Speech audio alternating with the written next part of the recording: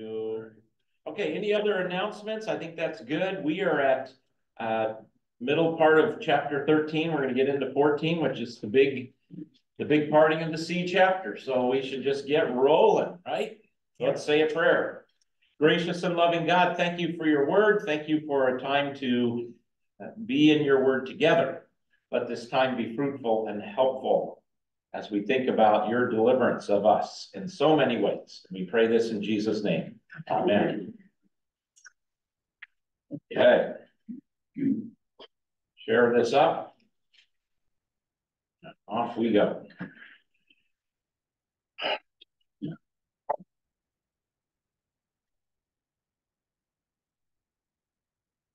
So we are at the cloud and fire, chapter 13, verse 17.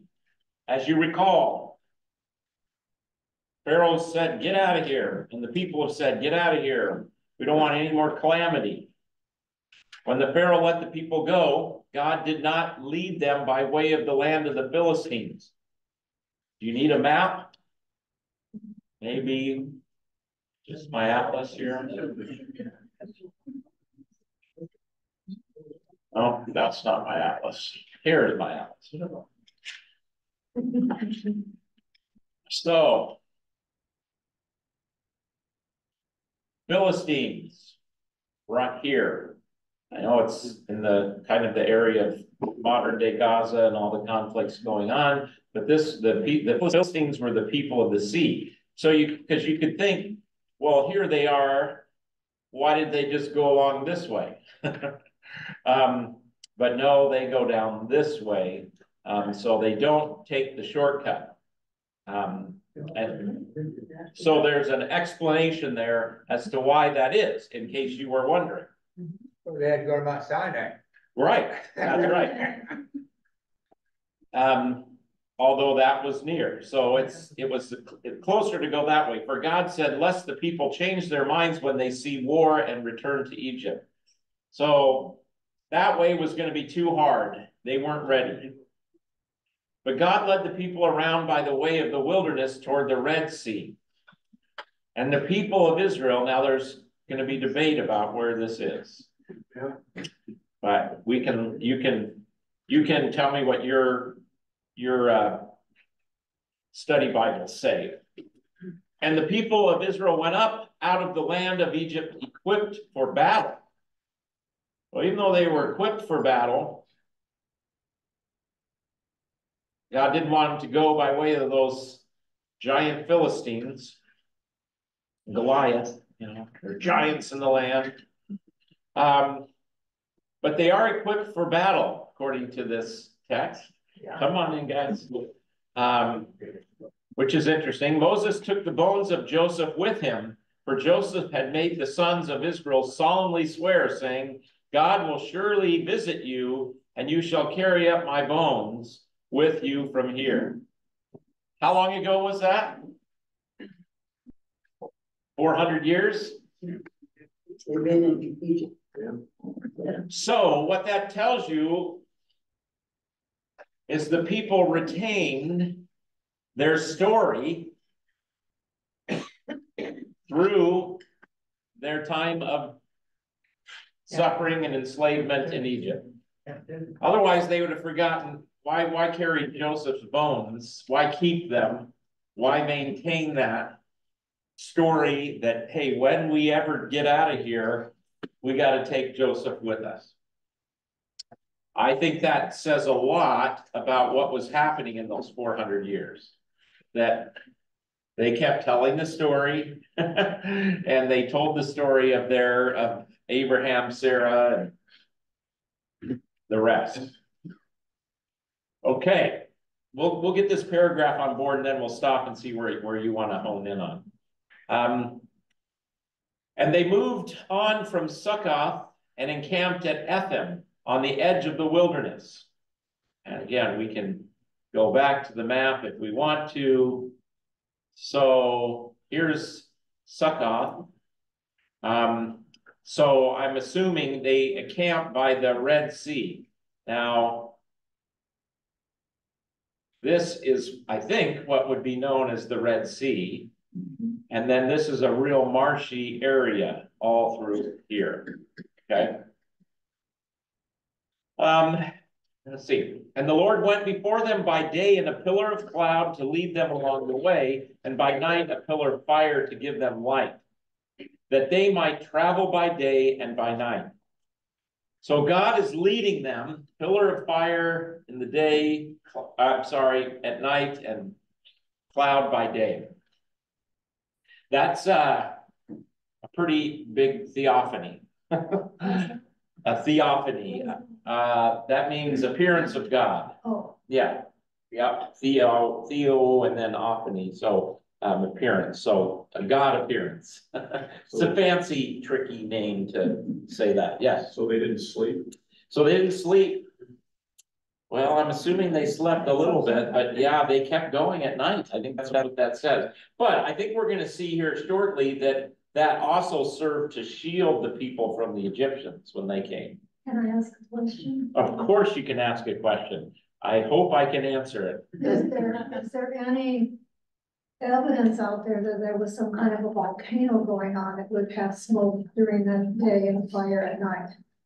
Is there any scientific evidence? Is there any scientific evidence for the pillar of fire? Like a volcano? Yeah, Just wondering. I'm not aware of any. Okay. Yeah. People worked hard to try and,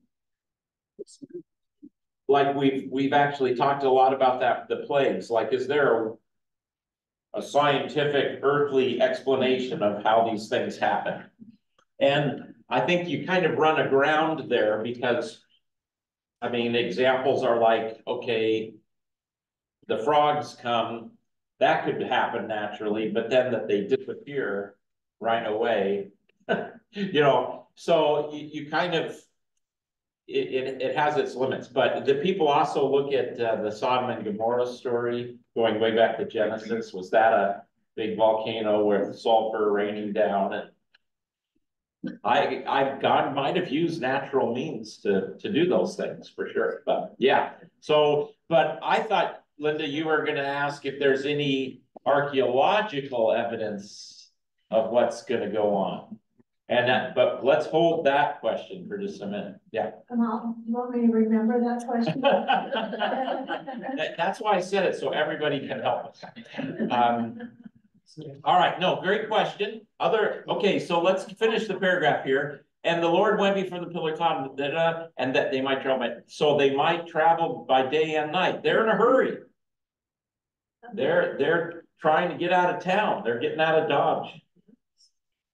And so they traveled a lot by night. I don't know what time of day it was, but you know, when you travel through the desert, you do by night because it's not horribly hot. Well, it could have been hot during the daytime. The pillar of cloud by day and the pillar of fire by night did not depart from before the people. Okay, so they're loose, they're free, they're going, yay. And they're armed. And they're armed, they're armed for battle. Now, question I have, Yeah, here they are slaves supposedly. right? Under the thumb of Pharaoh, why are they armed? Where do they get the arms and the technology or the knowledge Yeah, to use these arms? yep, Now, I've heard group stories. You know, Yes. on History Channel for whatever that's worth, you know, yes, that Egypt had them as a northern border to protect them from the Philistines coming down. So they were part of the border. But Pharaoh got too worried about it being over strong. That's why he started clamping down on them. yes, So they were part of the Egyptian Yeah. sacrificial army up there to root their right. back. So it's very possible that, and the people that sometimes people think might be in the Egyptian is they're called Hyksos, I think is the name. And this was an ethnic group and that were enslaved at times, but did serve in some of these ways. So it could be in their earlier history, they were a part of Egypt's defense system. And so there's a tradition there. And of course, we also hear that Egypt wants them out of there. So they took gold and silver and evidently weapons too. Yeah, yeah. Sharon. Well, I looked a lot of things up back a while ago, what Bob is saying. Yeah. Because Moses actually was like a captain in the army of Pharaoh's army, so he had military training, Right, right. leadership. Yeah, there you go. So they have some skills. Now let's see if God uses them or not.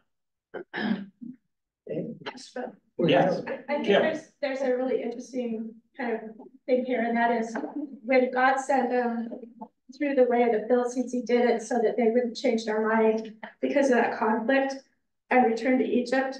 And it just makes me think in a few pages, you know, after they've gone through this, they start grumbling about their meat pots and, you know, remembering the good old times. So God knows these people really well. He knows them really well.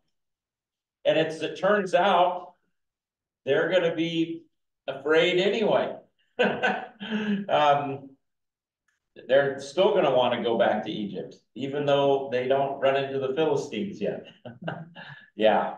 I think it's their stomachs that want to go back. Yeah, their stomachs. That would be it. That's where I would fall down, you know. I would have loved to taste the manna though. Just like chicken. Tastes like chicken. I thought you were gonna say that about the quail. Does the quail taste like chicken?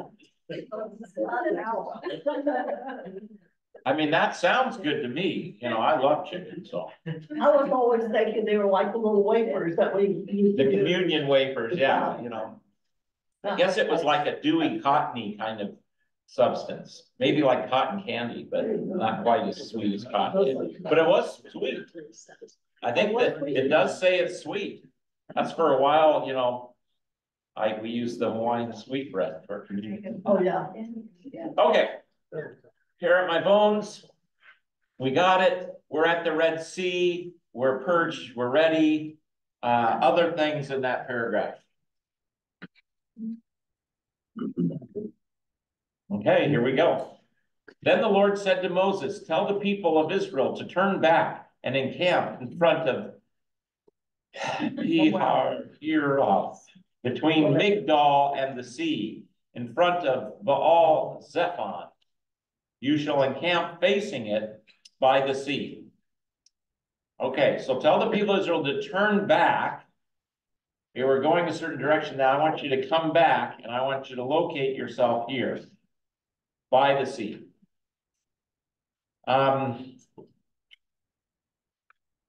Well, let's keep going. We'll get that paragraph. For Pharaoh will say of the people of Israel, they are wandering in the land, the wilderness has shut them in.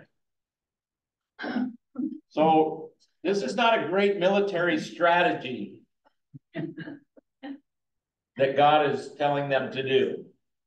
Pin yourself in. Make yourself easy prey. Because look what I'm going to do. For Pharaoh will say to the people, and I will harden Pharaoh's heart, and he will pursue them, and I will get glory over Pharaoh and all his hosts. And the Egyptians shall know that I am the Lord. And they did so. That's crazy. That's crazy. I don't get it. Well said. Sharon.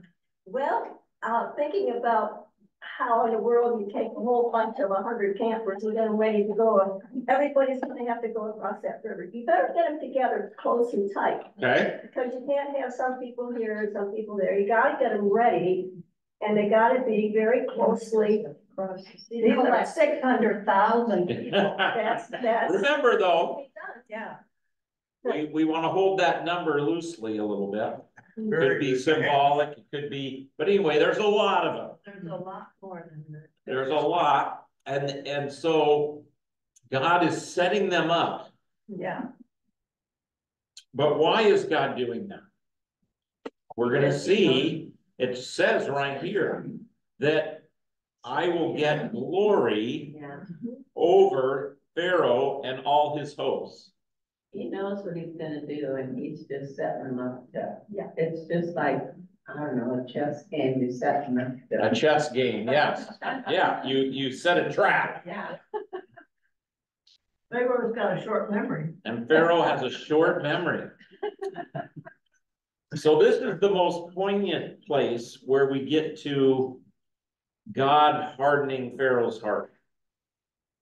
Pharaoh had said, okay, I'm done.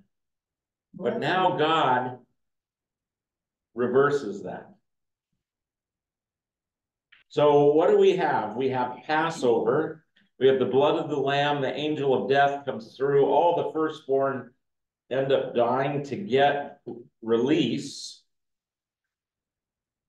of death and to get them out. But now the story isn't over. The Exodus is only halfway complete. We're going to have a sea crossing. We're going to have a water crossing. Did I see a hand? No. This time, the Pharaoh is taking the lead in the offense, Yes, because God always set these places before, and now Pharaoh is doing it. you're right. Although I suppose God is baiting him, but yeah. So this word glory is really important. So this is the word kabod, weight, weigh heavily upon, to be heavy, to be honored. So you really want to get this sense that of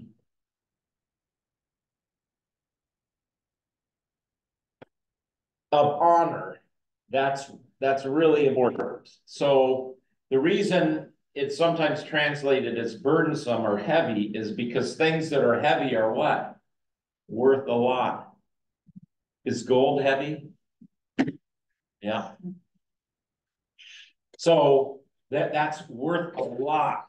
And so things that were, so that's why the word in an etymological sense, is like the word for glory, weighty, but it's also the word for honor. Remember how important honor is, especially in, the Middle Eastern and Eastern cultures. And so we've got an honor battle with the Pharaoh and God.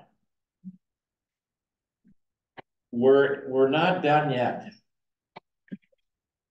You would think you could say, well, isn't enough? Now the people are free. No, they're not quite free yet. They haven't escaped Egypt yet. And there's this border, since they went south and not straight up north, that has to be dealt with. And this is going to happen. He hardens Pharaoh's heart so that his glory may be seen. This is the same thing we've talked about a lot as we've been in Exodus. God destining, choosing, and even hardening Pharaoh's heart so that his glory will be seen. So that he can defeat not only death, but also the power of Pharaoh, and that it's a duel between gods. And God, I guess, wants to make it awful clear. And it might not be clear enough, and you're going to see that it isn't clear enough for the people. All right, you have thoughts on that? Comments? Alter has an interesting, he says that word for glory has been repeatedly used. It's a play on words that's been repeatedly used for the severity of the plagues. So the heaviness of the plagues, The heaviness of the hardness of Pharaoh's heart, and the density of the Israelites' livestock. So it's there's have been a lot of plays on words. Right. That kind of a really interesting. It is. Contrast. Yes. Nice. One comment here. Please. Okay. God is continually battling with people's free will. People have free will, they can do what they want. So God is constantly battling the free will. If he lets up, say, okay, we've had enough, let's go back. Because they have the choice to do that. So God has to keep on reminding them, hey, listen, I'm in charge, even though you got free will, listen to me. And you know, how times you have to tell a 5-year-old, we have to do something, you know? Yeah, Yeah, you got, something's gotta teach the Israelites like young 5-year-olds. yeah. I'm glad you brought that up, Bob, because I think it's a question. Do the people, I do not argue that they're gonna make decisions, you know. But are they in a place where they can make the right decision? It's interesting. Did Pharaoh have free will? They've been in bondage for so long, they didn't have any Well, chance to make decisions, Yeah. and they didn't have the ability to do that. so we could say God, of course, didn't create us as robots. Yeah. But then in that, however, are the people with what we see that they do, do we get some evidence that they had the ability to choose the good and not do the, you know, let's Look at the keep, golden calf, you know, here they are. You know, well, there you go. how far quickly they move away. We're all right. So the question is, could they have actually made the right decision? Let's just leave that as an open They didn't question. know where they were going. What's that? At first, they didn't know where they were going. I know. And you know, they had only seen like 10 plagues, miracles. That they hadn't, I mean, they didn't have much to go on. But here they are, out in the middle of the desert. Yeah. Where are we going? Okay, well, let me show you. Let's do it. When the king of Egypt was told that the people had fled, the mind of Pharaoh and his servants was changed towards the people. Now, this is again where you look at a lot of biblical scholars want to say you got some different traditions being woven here. Because this is saying what the verses just said in a little different way. Do you see the difference? The mind of the Pharaoh and his servants was changed. It doesn't say God hardened. It says his mind was changed. I'm not saying it's a conflict. I'm just saying this is why a lot of scholars believe that you've got a few different traditions that have been now woven together like a tapestry. So the king of Egypt and Pharaoh are the same people. Correct. Same person. Correct. But you know, we in our day, you know, we make decisions and then we see something happen and we change our mind and. All the time. Yeah, and I think with Pharaoh, you know, he was fed up with what was happening, but then when he saw him leave, all of a sudden there was all his servants. He had second thoughts. Yeah. For sure. So, Well, probably a step, pointing the finger, you let him go, hush, you know. Yeah, I mean, this is a horribly shameful thing on his rule as a pharaoh. yeah. And his support staff there, whatever you wanna call them, say, hey, you know, what are you doing then, you know? Well, they definitely would be a part of in his ear about it. And so you could see him kind of changing his mind or getting, you know, so upset about the firstborn and everything that's happened. I'm just gonna wipe these people out. You could see him going there. That's not surprising. Sharon and then Ross, yeah. Well, God is always 8,000 miles ahead of us. And it strikes me like, Bob's talking about, you know, those sorts of things. And I think it all comes together because when Egypt is defeated, Yeah, they're going to be so defeated, but they're considered a major power in that whole entire region. And it sends a message to the enemies. Look what happened with these people. They have a God that they're just getting to know. And there's the so word will obviously go out. exactly. So there's a future thing going on with the plan for their benefit And that we can't always understand when we get into situations. What's going to happen, and you know, can really relate.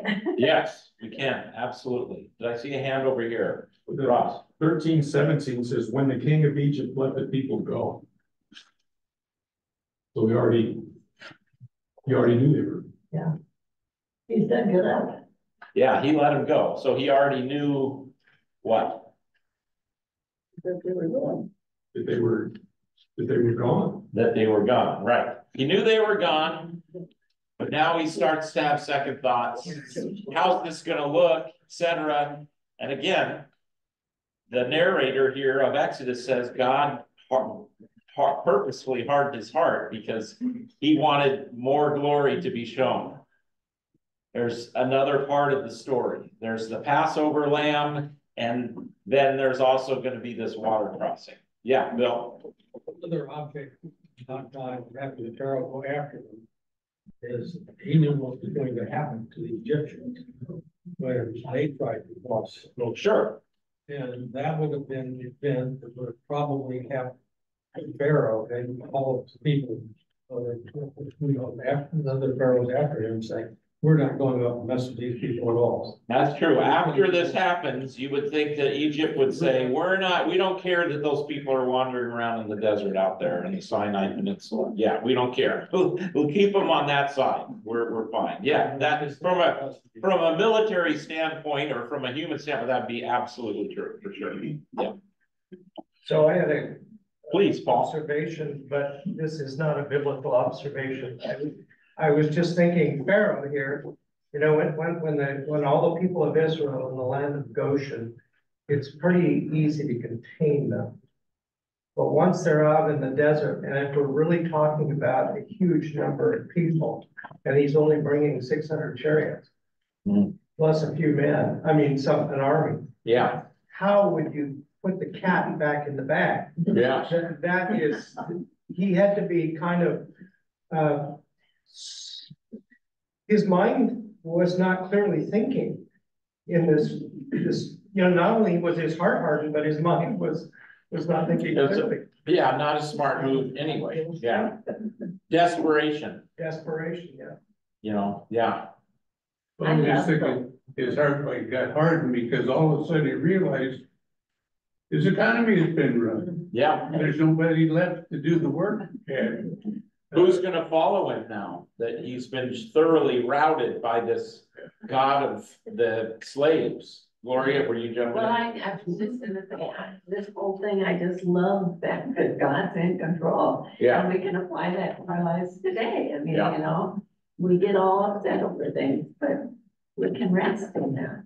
Ah, that's great news. You gotta Yes. keep in mind too, after this Exodus event, Egypt continues on for several hundred, close to 1,000 years as a major power. in the That's area. correct. And Egypt is really at this stage, in this late Bronze Age, I think the world power. Yeah. I think Assyria, they're starting to rise at this time, but Egypt is the, superpower of the world. This event here is just a footnote in history as far as Egypt is concerned. It's correct. Look at the Egyptian history there. There is one little reference that scholars debate that might be a reference to the Hebrews and the Egyptian, histories and hieroglyphs and all that.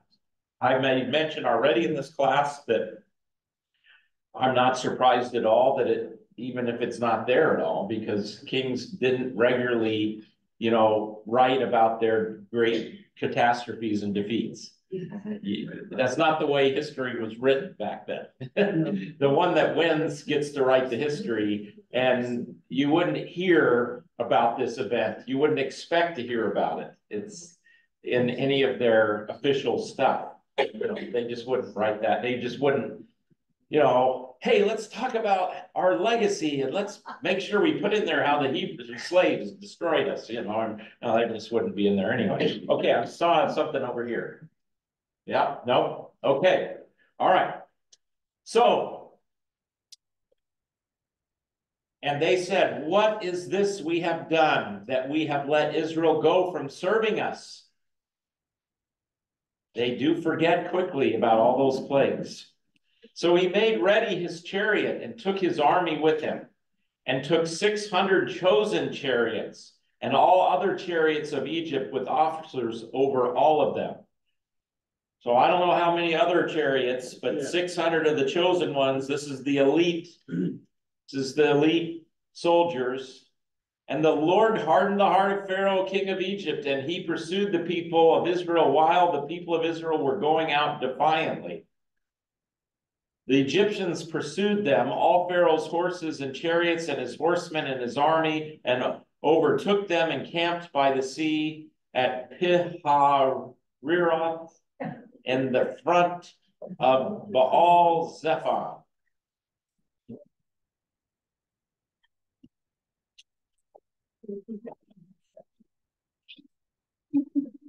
Exodus from Egypt, Baal Zephon, where would that be? You know, something I love about this class is you struggle with pronunciation. Oh, yeah. You actually the spelling. I don't want to show off. I would say if I saw it in Hebrew, I could say it better. I could still pronounce Hebrew, but even if I don't know it. Okay, so here are some possibilities as far as these places go. But I'm not sure that we have confidence in that, you know, so. Yeah. So, I suppose this is the time as well, we should talk about the Red Sea. What do your Bibles say about the Red Sea? In your study Bibles, let's see. And they did so. The Sea of Reeds here. Sea of Reeds. There's two seas, Red Sea and the Sea of Reeds. Yes. Two different ones. And in the Hebrew, in some places, that same term refers to the actual Red Sea, the big body of water. And in other places, it refers to this Reed Sea. Now, historically, a lot of people want to say, well, of course it was the Reed Sea. You know, there's no way God would part this big sea with, you know, that's 100 feet, you know, 200 feet deep or something, and the people would go across. But then you have to ask yourself, well, how did all the Egyptians get drowned in the Reed Sea? Yeah. When it came back in? You know, again, we can try and say, was this a tsunami? Was this an earthquake? It was God. It was God. That's certainly where you have to end up. Yeah. So there is some question about the location of the crossing. You know, maybe these bodies of water here are big enough that people could, you know, an army could be drowned in them. This Pastor Bill. Yes. You see up there where it said that it's not there, not Ramesses thing. This study Bible says that the reference to the Red Sea can hardly be to the northern end of the Gulf of Suez, since reeds do not grow in salt water. Moreover, an Egyptian papyrus document seems to locate Baal Zephon in the vicinity of Tappan, a site near Lake Menzeleth, about 20 miles east of Ramses, that lake there. So right here. The crossing of the Red Sea thus probably occurred at the southern end of Lake Menzeleth. Which I'm assuming is this lake. I'm assuming is that, yeah. Mhm. Yeah. So who knows? So who knows? So, yes, please, Mary. Yeah, what does yours say? Mine says it was likely the northern extension of the Gulf of Suez. Okay, so now that one, So is that the That's same? here. No. No, it's down here. that would be here. And then it says, it's got, it looks like it's south of the modern port of Suez. I'm assuming, isn't this the Suez, what's known today as the Suez Canal? Yeah. Right here?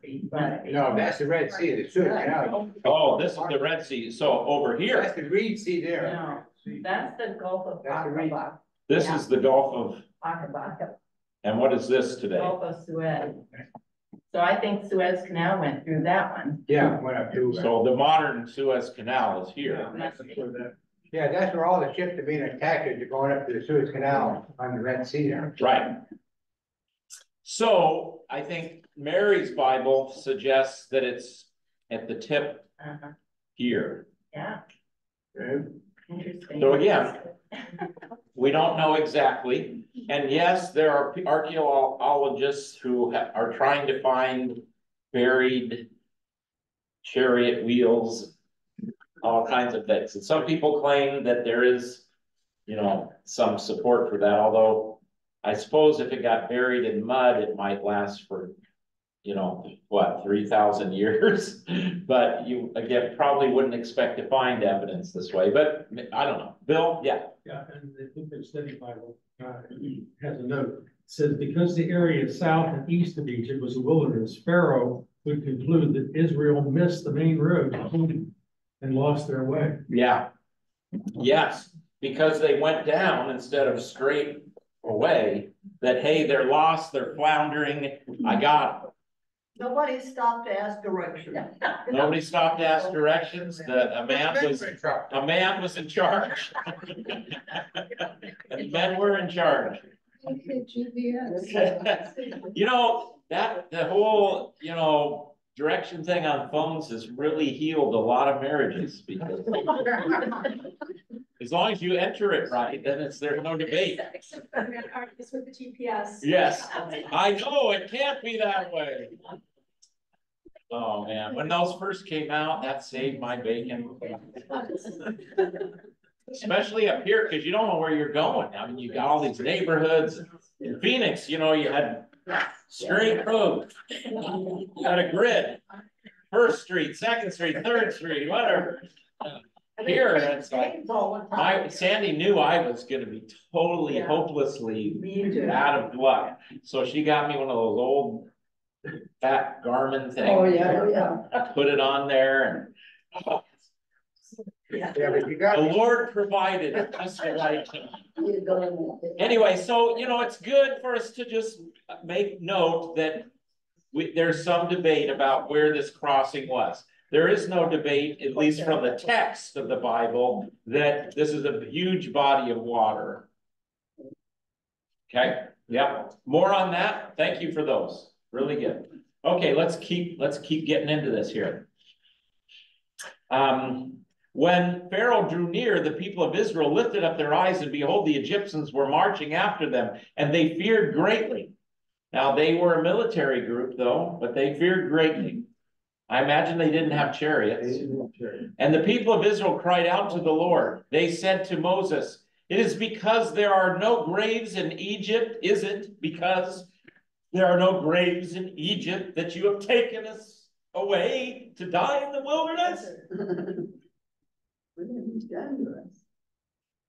What have you done to us in bringing us out of Egypt, Moses?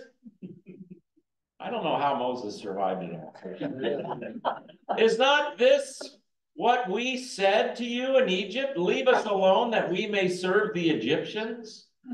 For it would have been better for us to serve the Egyptians than to die in the wilderness. What was his answer? Did they say that to Moses? I don't know. Probably more than once. Are you surprised? I'm not surprised that they say this. One, because had I been there, I might have been thinking the same thing. I don't know I'd have had the guts to say it, but I would have been thinking,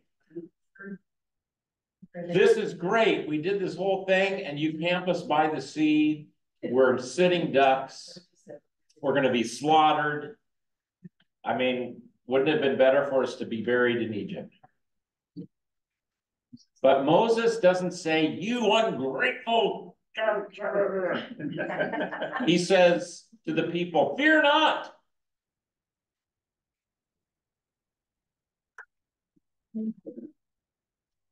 Fear not. Stand firm and see the salvation of the Lord, which he will work for you today. Doesn't that sound like St. Paul? It does. Yes, it does. So constantly, when God intervenes, the first word is fear not. What does Jesus say to the disciples when they're locked away in the room? He says, "Peace be with you, do not be afraid." The angel said that when the angels was born. Right, the angels are saying that at the tomb. Fear not.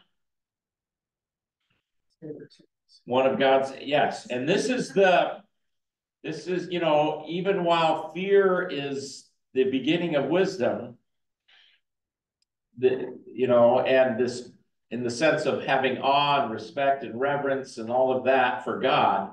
But this is the kind of, I got to get out of here and run away fear. I'm going to, you know, the panic fear. Stand firm and see the salvation of the Lord. Now notice what Moses didn't say. Get your swords out. Set up this thing. Let's get this fortifications going. Let's get ready. Get the people in the front line. He says, fear not. Watch what God's going to do. For the Egyptians whom you see today, you shall never see again. The Lord will fight for you, and you have only to be silent. You know, isn't it neat that Moses said that? Yes. Because, you know, God was absolutely speaking through him right now. Yeah. I was so struck when I just read through this before class. The be silent. Yeah. Just be silent and stand firm. Yeah. Or shut up, I'm sick of hearing you. Shut up, I'm sick of hearing you. Yeah, I suppose so. It's like a parent, like, you know, it's quiet down in here. Pay attention. I love to be silent. What is this little note here? Isaiah 30. For thus says the Lord God, the Holy One of Israel, in returning and rest you shall be saved. In quietness and in trust shall be your strength. But you were unwilling to do that. Now notice, again, I can't help but to, as a Christian, you know, jump in here with the salvation story. And that Luther had, in addition to law gospel, he also said there's two kinds of righteousness. And you need to distinguish these two. And the righteousness we have in Christ that makes us just and innocent and reconciled and redeemed, and yes, someday saved. The righteousness we have in Christ, Luther he emphasized the big difference between that and this other kind of righteousness, what I'll tell you about in a minute, is that it's passive. Now we think passive's bad. You should never be passive as a Christian. We want active Christians. Well, of course we do on the second kind of righteousness. But the first kind, shut up and be quiet. Here, that's reconciliation. Trust, like it says here in Isaiah 30. I love that, that connection.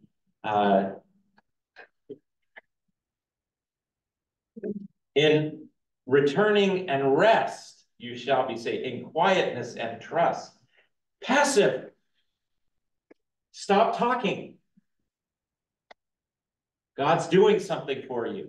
So I can take my afternoon nap. You can. You can. I think of the words, be still and know that I am. Be still, beautiful. Be still and know that I am God. Yes, I do too. There is something to stopping our working and doing what Mary did. Sitting at the feet of Jesus. Receive it.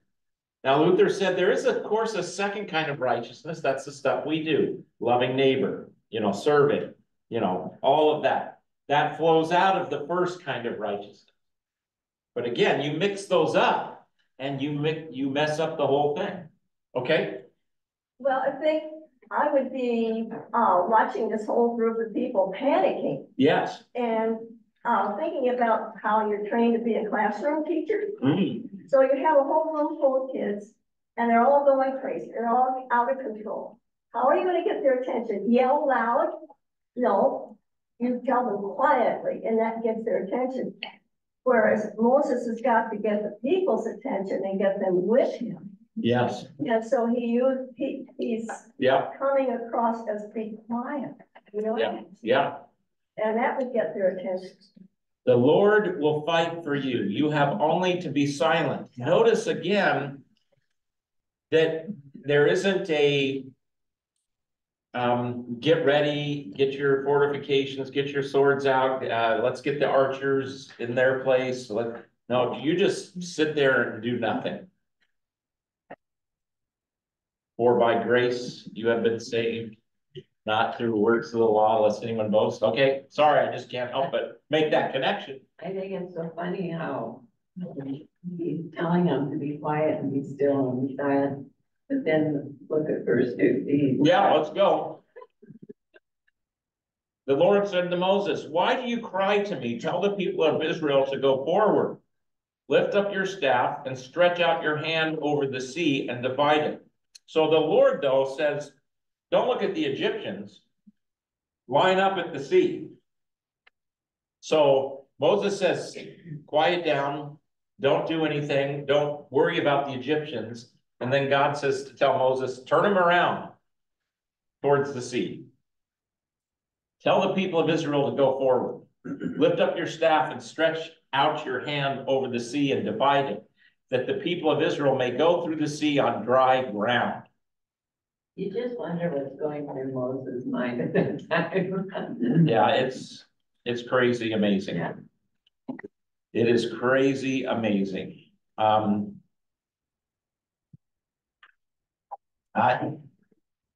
tempted to try something here. Just came to me, so I'll just do it. I've just said, Moses says, be silent, be passive, shut up, whatever you want to do, just stop, watch what the Lord's going to do for you. And then God tells Moses to turn him around towards the sea and part the sea. Now, what I'm always doing as your pastor, and as a Lutheran who our favorite sacrament is kind of baptism, what I'm always doing to you when you're scared and you're upset, or death is staring you in the face, or your own sin is bitten you real good, or somebody else's sin is bitten you really good, what am I always doing? Turn and face the water. Face baptism. Because in your baptism is our water crossing. And there's New Testament to support that. You know, there's always a water crossing. And I think that's another really powerful way to look at baptism. It's a water crossing. Because what does it do? Paul says it connects us to Jesus, his death and his resurrection. Okay, so now this is where I wanted to get. I didn't think I'd do this so fast, but I'm going to do it right here because I would forget otherwise. Passover. Jesus is now our Passover lamb who takes away the sin of the world. There's that part of the event. And then he dies. And what happens on the third day? He rises. The sea is parted. And so you see in the Exodus story a dying and a rising, a deliverance and a new creation. You see that in the tearing of the veils in the. Sure, Yeah. absolutely. Paul says we are a new creation. And so there's another big moment in the people of Israel's life that mirrors the same, a little bit of the same situation. What happens? They get back into the land and they go after other gods, and the northern kingdom is destroyed, and the southern kingdom finally is destroyed by the Babylonians, and the people are taken off in slavery to Babylon. And when the prophet in the middle part of Isaiah starts to preach, he goes back to the Exodus. And he says, we are going to be delivered. We're going to get to go. We're going to go home. And he uses imagery of water crossing, of Exodus being delivered and then a new creation. We're going to be back in our land and there's going to be a new creation. And that then sets the stage for Jesus's life and a different kind of Exodus and new creation. And one of the New Testament evangelists picks this up. You remember which one? In the Gospel of Luke, when Jesus is transfigured, what are Moses and Elijah and Jesus talking about? The absolute exact word in Greek is his exodus. The dying and rising, the deliverance, the breaking of bondage, and then the water crossing into new creation. You know, this is a lesson too of, when we get all uptight about things and everything, it's good to look back at what God has done in your life. Yeah. You know, so just like here, you know, he's always telling us to remember. And that's what we should do today. Remember what God's done. That word is so often used, and especially in the Hebrew scriptures. Remember the water crossing. Remember this, remember that. And so that's why we're always saying, remember you were baptized. Yeah. So when Luther was in his most horrible places, everything looked like it was lost. You know, he's hiding out in the Wartburg Castle. There's all kinds of craziness going on in Wittenberg, and it just looks like all is lost, and he's feeling assaulted by the devil. He said, I've been baptized. He remembered what God had done for him. He remembered his water crossing. Bill. In this sequence of events, and parting of the water, and Israelites go through, and then the Egyptians come. This is an event that happens to them that I think in the future history with pharaohs and so forth, they're not going to go mess around after and, you know, take the land route, which is just right. Well, it certainly would give them pause for a long time. Yeah, you know. But unfortunately, after they get in the land, Egypt is still, but Egypt, by the time the people of Israel get established in the land, Egypt is kind of waning in their power, but they're still a force. But yeah, it gives them notice for sure. Okay, then the angel of God, who was going before the host of Israel, moved and went behind them. And the pillar of cloud moved from before them and stood behind them, coming between the host of Egypt and the host of Israel. So God is going to shut the door while the people go across. And it lit up the night without one coming near the other all night. So they are like close by. Then Moses stretched out his hand over the sea, and the Lord drove back the sea by a strong east wind all night and made the sea dry land, and the waters were divided. And the people of Israel went into the midst of the sea on dry ground, the waters being a wall to them on their right hand and on their left. That must have been a weird feeling. Yeah, Pete. I observed something many years ago. Mm-hmm. So in Chesapeake Bay. Yeah. We had a strong sustained wind for a couple of days. And it got up to almost 70 knots at one. Mm-hmm. And the water on the bay all transferred to the eastern shore. It got blown away. So much so, it wasn't the people of Israel yes, on the ground, but someone drove their Volkswagen Beetle way out where we used to, you know, be out boats all the time. Yeah. And yeah, it was a natural phenomenon. Right. So you could see that the wind could be powerful enough to do something like this, you know. Yeah. That's what a sight that was. Did it cause flooding on the other side of the, I imagine. Very rural. Yeah, very rural, yeah. But yeah, on the right hand and on their left, the waters were there. I mean, Cecil B. DeMille probably had this pretty good. Yeah. The Egyptians pursued and went in after them into the midst of the sea, all Pharaoh's horses, his chariots, and his horsemen. And the morning watch, the Lord in the pillar of fire and the cloud looked down on the Egyptian forces and threw the Egyptian forces into a panic, clogging their chariot wheels so that they drove heavily. So they went across in dry land, but evidently chariots were having some trouble. And the Egyptians said, let us flee from before Israel, for the Lord fights for them against the Egyptians. So we get part of the story that the Egyptians feel like this is a futile exercise. Then the Lord said to Moses, stretch out your hand over the sea, that the water may come back upon the Egyptians, upon their chariots, and upon their horsemen. So Moses stretched out his hand over the sea, and the sea returned to its normal course when the morning appeared. And as the Egyptians fled into it, the Lord threw the Egyptians into the midst of the sea. The waters returned and covered the chariots and the horsemen of all the hosts of Pharaoh that had followed them into the sea. Not one of them remained. But the people of Israel walked on dry ground through the sea, the waters being a wall to them on their right hand and on their left. Thus the Lord saved Israel that day from the hand of the Egyptians, and Israel saw the Egyptians dead on the seashore.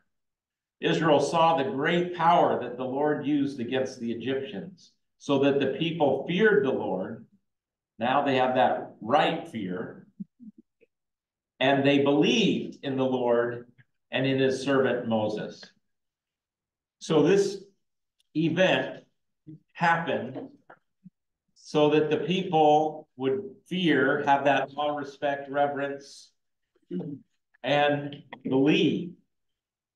What do we got here for Psalm 106:12? Then they believed his words and they sang his praise. That's a psalm about the Exodus. And it's just, so this is a cool little reference that's helpful. That in Jesus's ministry, especially in John here, that oftentimes they would see those signs that Jesus did, and then they believed in him. So God's event, his proclamation, and they went across and they believed. And they walked on dry ground. By foot, doesn't it say? Did I pass that? See.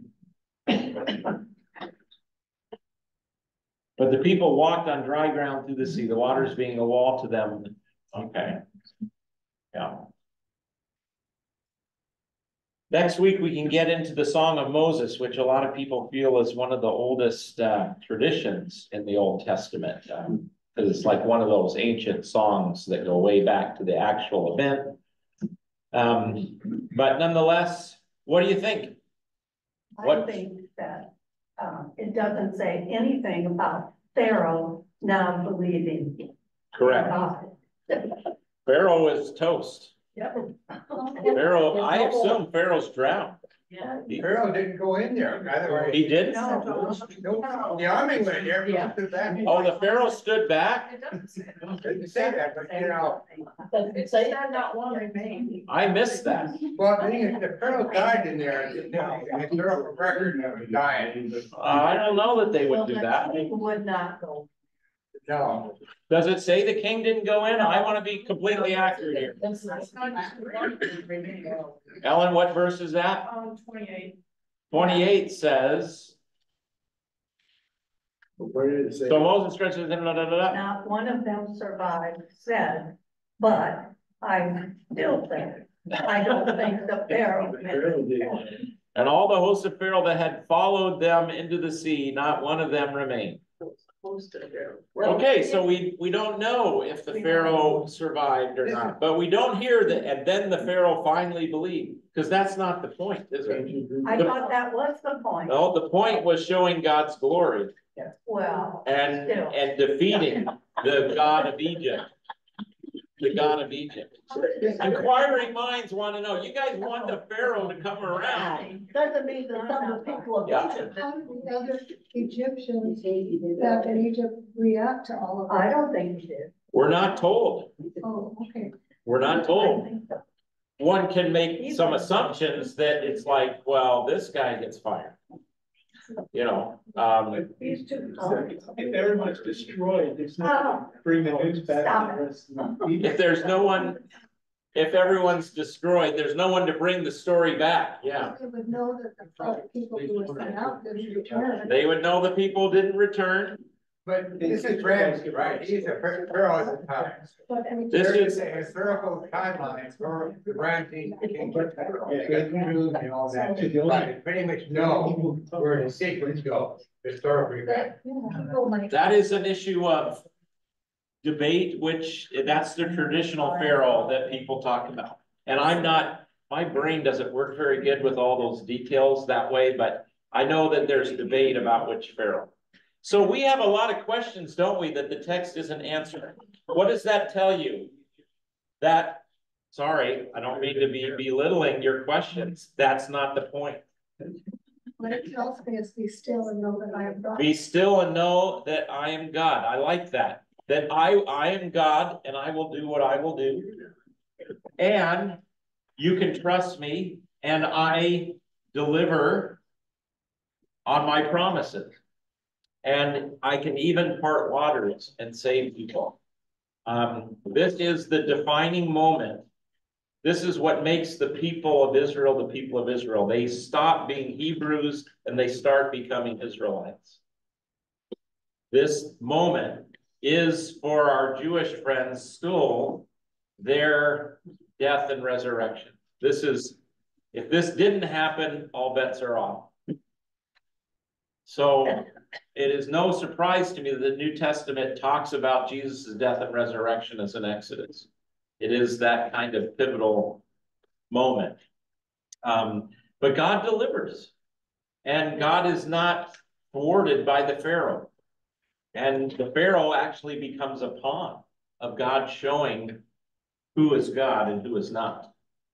Those are some of the things I would say. I have those questions too. I'm not saying I don't. But when the Bible, like for instance, in the Genesis story, the creation story, we're over time. Scientific minds, and you can do this. You can put science with the story of Genesis 1. I commend that. But Genesis 1 was written to a people who didn't even know the world wasn't flat. So no, God isn't going to tell them the way he would tell us if he was going to tell us today.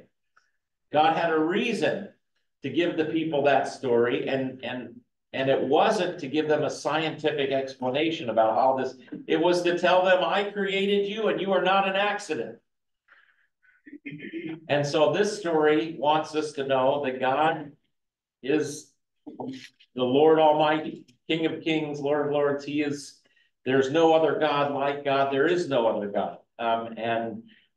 There may be forces and spiritual forces and all this, but the God of the Pharaoh, Ra, or whatever God that Pharaoh was worshiping at the time, is not God.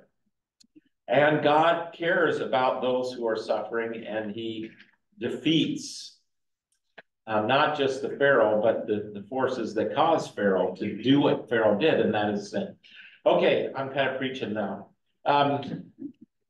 Any parting shots, comments? One quick thing on Genesis. Yeah. Several books, or at least one of the books from Reasons to Believe. Yeah. Covers that. Genesis, kind of overlays science with Genesis 1. And it's a helpful thing. Paul. I was just gonna say that there's a lot of questions we have, and they're not given to the text. So I'm thinking it's not that those questions weren't, the answers to those questions weren't something that are the important thing. Right. That's it. I think we have to kind of say, okay, I get it, you know, but it doesn't mean you don't have to be a little frustrated that you would like to know. Yes, please. And God does things on his timeline. Sure. It doesn't mean we're gonna not feel a lot of pain in this world. Yeah. But we have to keep believing. All right, let's go in peace and serve the Lord. Next week, we're right at chapter 15 with the Song of Moses. And you can plan on continuing on in May. Jonathan and Kim are gonna be the leaders. I was thinking that the Egyptians must have had some better before the armies, that would be. Right, but they all died. Unless the Hebrews. Maybe that's why it's not in the Egyptian. Just no one can clearly tell.